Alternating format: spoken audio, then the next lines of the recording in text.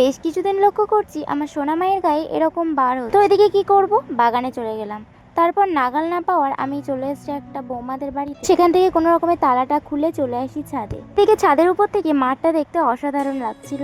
নিম পাতার সঙ্গে একটু হলুদ হলে ভালো হতো, কারণ আমাদের বাড়িতে হলুদ ছিল। খুব বেশি নিম পাতা তুলে অল্প কিছু নিম পাতা পেরে নিয়ে চলে আসি বাড়িতে। তো আগে থেকেই না আমি শিলের উল্টো পিঠটা ধুয়ে রেখেছিলাম। এদিকে নিম পাতাগুলো আমি এক এক করে বেছে নিচ্ছিলাম, আর এটা বাছতে আমার খুব ভালো লাগছে। আর এদিকে আমার সোনামাকে বলছিলাম যে তুমি ছেড়াতে পারবে, তো দেখো ও আমার একটু হেল্প করে দিচ্ছে। আর তোমরা জানো তো আগেকার সময় এই নিম পাতা বেটে আর তার সঙ্গে হলুদ বেটে গায়ে মাখা হতো, আর এখনো অবশ্য সবাই মাখে। তাই জন্য আমিও ভাবলাম এটা করি। এদিকে দেখো আমার করা হয়ে গেলে শিলটা কোনো রকমে ধুয়ে একেবারে ওর গায়ে মাখিয়ে দিচ্ছি। আর এদিকে তোমরাই দেখো মাখানোর সময় যা কান্না করছিল, জানি না এত কান্না করছিল কেন। তোমার মাম্মাকে মাখানোর পর আমি একটু মুখে দিলাম আর ভাইকেও মাখিয়ে দিলাম। মুখে মাখার পর আমি পুরো কান্না করে ফেলেছি, কারণ অনেকটাই জ্বালা করছিল। আর এদিকে ওকে 15 মিনিট রেখে তারপর গোসল করিয়ে দিলাম।